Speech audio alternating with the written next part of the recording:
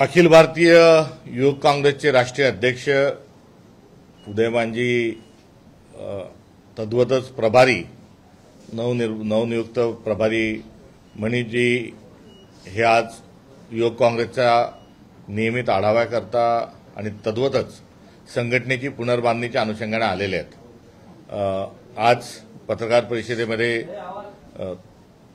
त्यांना आपल्याशी संवाद साधायचा होता। यापूर्वी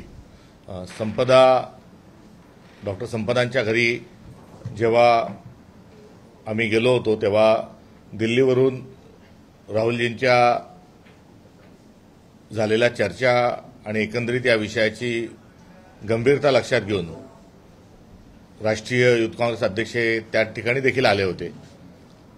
राहुलजींशी चर्चा करत असताना ते त्या ठिकाणी हजरही होते।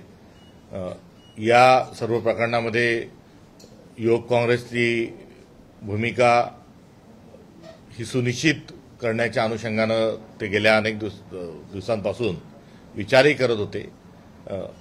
त्यांची राष्ट्रीय नेतृत्वाशी देखील या संदर्भात चर्चा झाली आहे। एसआयटी स्थापन झालेली आहे। राहुलजींशी चर्चा झाल्यानंतर एसआयटी स्थापन झाली। मात्र काँग्रेस पक्षाच्या ज्या दोन मागण्या होत्या की एसआयटी जी आहे ती अशी थातूरमातूर एसआयटी चालणार नाही, तर एसआयटी ही उच्च न्यायालयाच्या निवृत्त न्यायमूर्तींच्या अध्यक्षतेखालची एसआयटी व्हावी ही काँग्रेस पक्षाची असणारी मागणी होती। तद्वतच या घटनेतला आका हा दुसरा तिसरा कोणी नसून रणजित नाईक निंबाळकर आहेत आणि त्यांना या प्रकरणात ताबडतोब अटक व्हावी, कारण तशा प्रकारे कुटुंबांनी बयान दिलेलं आहे, तक्रार दिलेली आहे। जी सुसाईड नोट जी आहे त्याचा दुसरा जो आशय आहे त्या सदरू महिलेनी डॉक्टर संपदानी जे पत्र लिहिलेलं आहे त्या पत्राच्या अनुषंगानं जी तक्रार आहे त्यानुसार रणजित नाईक निंबाळकर यांना अटक करण्यात यावी। या दोन प्रामुख्याने संपदा मुंडेंच्या अनुषंगानं असणारी आमच्या काँग्रेस पक्षाच्या मागण्या आहेत आणि यामध्ये आकाचा आका म्हणजे दुसरा तिसरा कोणी नसून देवेंद्र फडणवीस आहे आणि ते प्रकरण दाबत आहे हा आमचा थेट आरोप आहे। आणि जर ते दाबत नसतील तर त्यांनी ताबडतोबीनं या दोन्ही काँग्रेसच्या मागण्या पूर्ण कराव्यात। हा आजच्या या पत्रकार परिषदेचा राष्ट्रीय युवक काँग्रेसचे राष्ट्रीय अध्यक्ष यांचा हा आशय।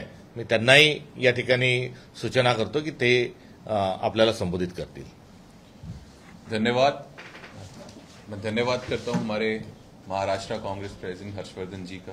हमारे साथ यूथ कांग्रेस के प्रेसिडेंट शिवराज जी भी हैं, प्रियंका जी हैं राष्ट्रीय सचिव यूथ कांग्रेस की, और खासकर आप सभी लोगों का जो समय निकाल के यहाँ आए। जैसे कि हमारे नेता हर्षवर्धन जी ने कहा कि डॉक्टर संपदा के साथ जो हुआ उसका दुख सिर्फ महाराष्ट्र के युवाओं को, महाराष्ट्र के लोगों को नहीं, पूरे देश के लोगों को है।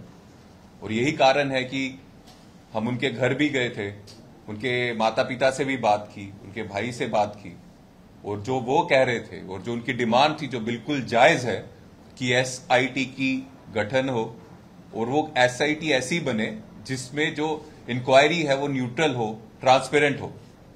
अगर वही महाराष्ट्र गवर्नमेंट के अधिकारियों को उस एसआईटी में डालना था तो एसआईटी बनाने की जरूरत ही नहीं है, क्योंकि ये एसआईटी महाराष्ट्र गवर्नमेंट के मुख्यमंत्री जो हैं उनके अंडर ये लोग होंगे।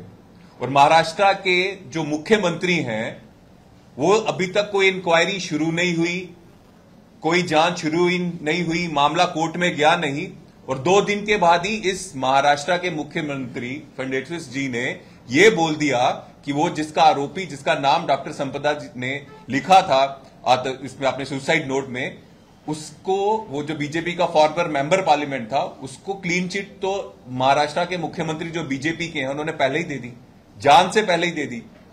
तो ये जो ऑफिसर्स हैं जो महाराष्ट्र गवर्नमेंट के अंडर काम करते हैं इनको एसआईटी में डाल के किस तरह का ट्रांसपेरेंट की कार्रवाई होगी, ये हम तो चाहते ही हैं, ये उनका परिवार जो डॉक्टर संपदा का परिवार है वो भी चाहता है। फेयर इंक्वायरी के लिए कम से कम जो जजेस हैं, हाई कोर्ट के जजेस हैं, नहीं तो सुप्रीम कोर्ट के जजेस हैं, वो कमेटी में होने चाहिए ताकि किसी का पक्षपात ना हो और जो अपराधी हैं उनको बचाने की कोशिश ना हो।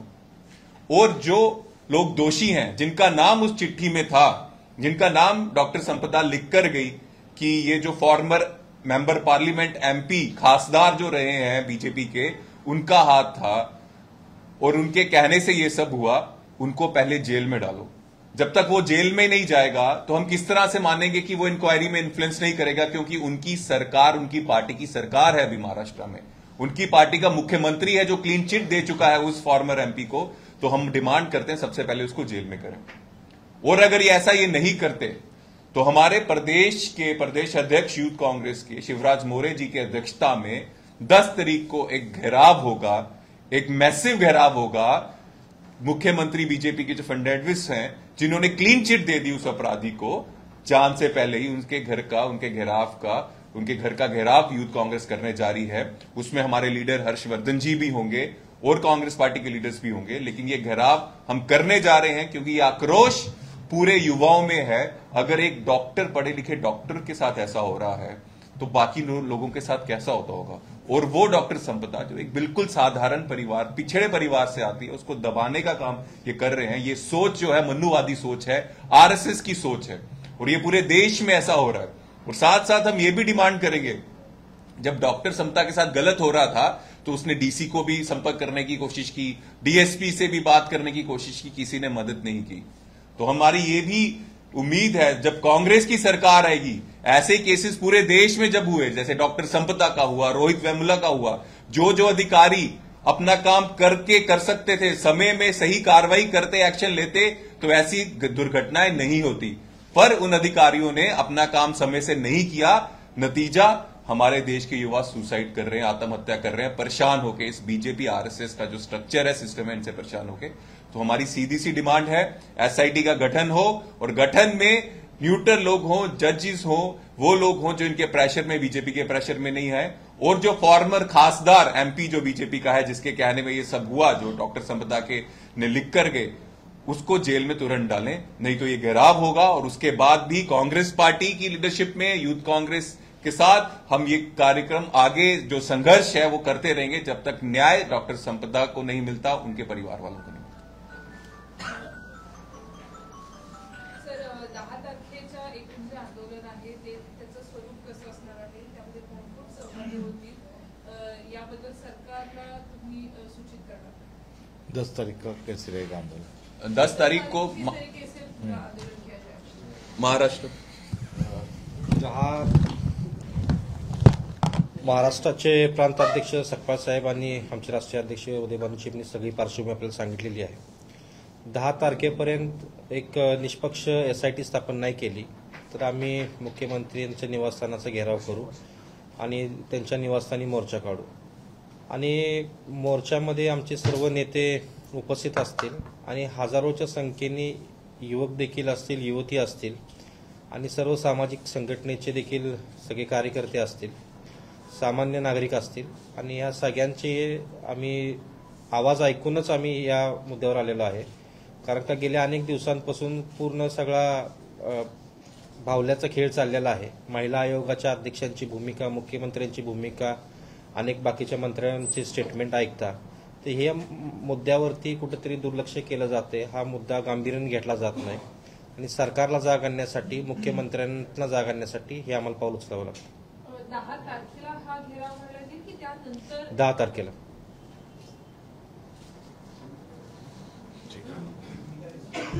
हिंदी झालं ना? अल्टिमेटम दिलंय 10 तारखेपर्यंत एसआयटी नाही, देखरेख या सगळ्या केसची देखरेखीसाठी तर नियुक्त नाही, या देखरेखीसाठी IPS अधिकारी सातपुते मॅडमांना केलेला आहे, पण त्या देखील एक सरकारच्याच एक सिस्टीमचा भाग आहे। त्यापूर्वी साताऱ्याचे SP देखील राहिलेले आहेत।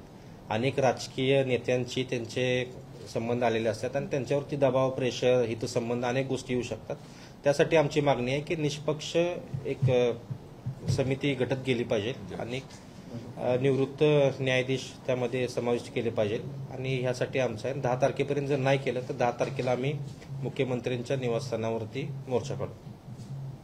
या संपूर्ण प्रकरणामध्ये हर्षवर्धन सरकारचे आणखी काही राजकीय प्रश्न आहेत? हा झाला?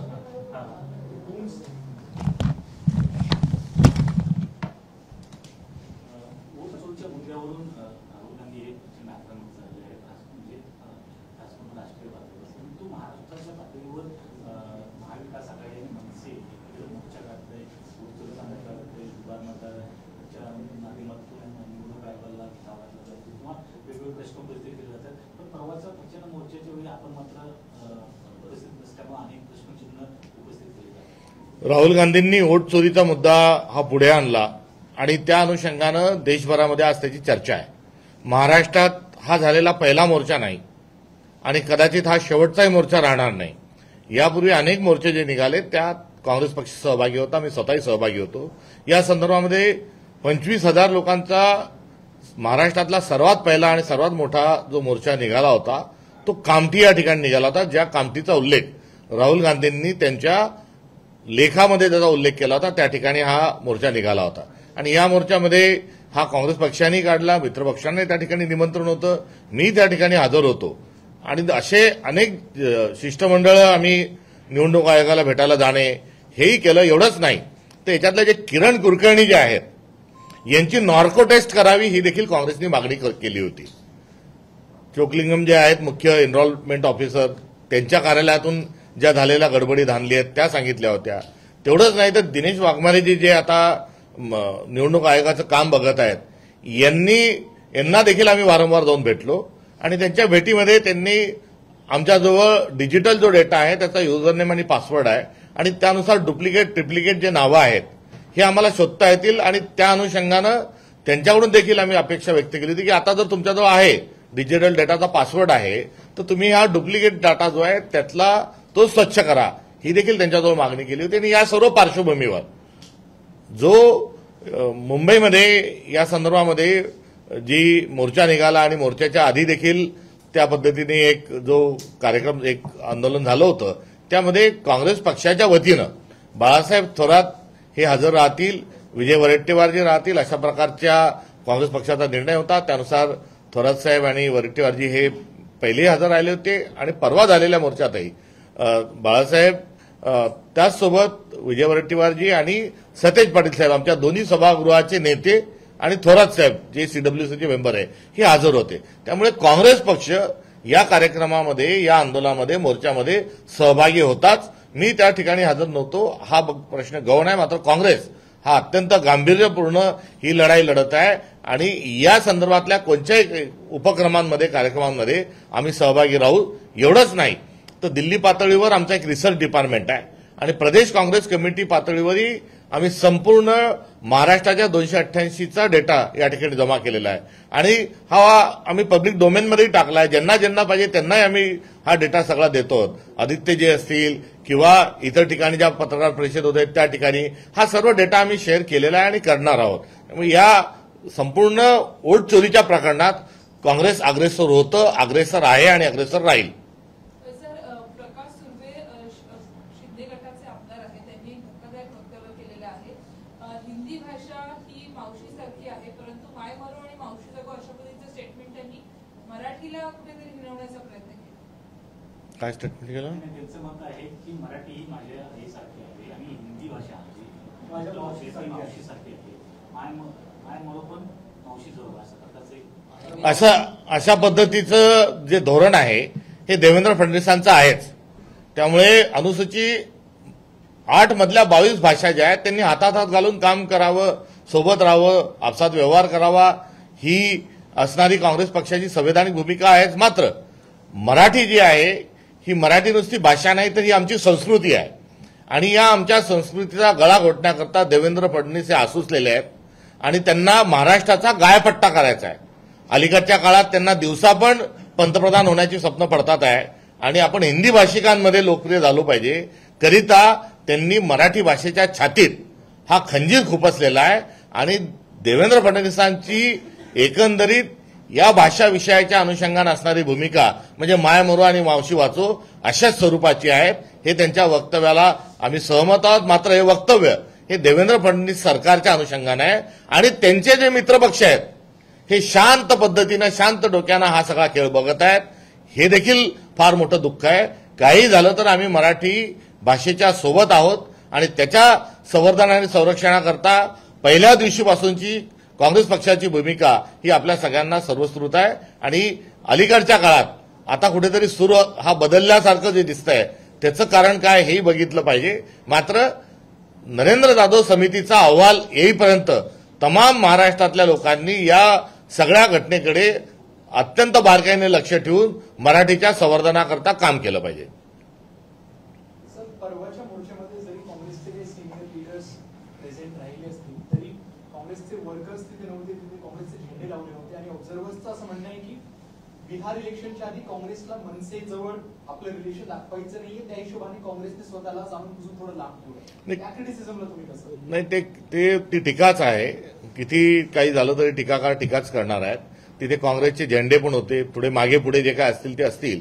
स्टेजवरही आमचे जे नेते होते त्यांच्या गळ्यातही काँग्रेसचेच दुपट्टे होते. त्यामुळे असं नाही, त्यामुळे काँग्रेसचे झेंडे होते आणि काँग्रेसचे अनेक कार्यकर्ते नेतेही त्यामध्ये सहभागी होते. भाजपमध्ये प्रदेशाध्यक्ष नव्हते, मुंबई काँग्रेस अध्यक्ष पण त्या मोर्चामध्ये नव्हते. बोहरेनेचं उदाहरण त्यांच्याकरता लागू वेळ आम्ही काही केलं तर ते आमच्यावर टीकाच करतील. त्यामुळे पु ल देशपांडेंचा एक फार चांगला संदर्भ आहे अरुंधतींना दिलेला.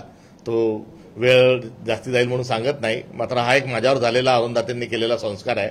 त्यामुळे अशा किती कालच्या लग्नातला शालू जरी आणून दिला तरी ते म्हणतील अजून काहीतरी नवं आणून द्या. त्यामुळे भाजपला सध्या हा आजार झालेला आहे. त्यामुळे ते गेट वेल सून एवढंच आम्ही या निमित्ताने त्यांना म्हणू. सर, आज सकाळी आशिष शेलार यांनी प्रेस कॉन्फरन्स घेतली आणि त्यांनी सांगितलं की जो ऑपोजिशनचा पूर्ण वोट चोरीचा नॅरेटिव्ह आहे त्यामध्ये ते फक्त हिंदू किंवा दलित कम्युनिटीजलाच साईडलाईन करण्याचा प्रयत्न करत आहे आणि मुसलमान जे डबल किंवा ट्रिपल वोटर्स आहेत त्यांना अंडरलाईन करण्याचा प्रयत्न करत आहे. हा नवीन त्यांनी एक शोध लावला आहे. आता जे डुप्लिकेट ट्रिप्लिकेट जे वोटर आहेत ते सर्वच आहेत. त्यामध्ये काही कोणत्या जाती धर्माचा विषय असायला काही अर्थ नाही.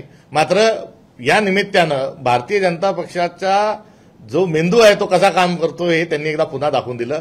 प्रत्येक गोष्टीत भारत पाकिस्तान हिंदू मुसलमान हे केल्याशिवाय त्यांना करमत नाही. आता मतचोरीमध्येही जर त्यांना हिंदू मुसलमान आणायचं आहे तर मला त्यांच्या बुद्धीची आणि त्यांच्या या वक्तव्याची कीव करायची वाटते.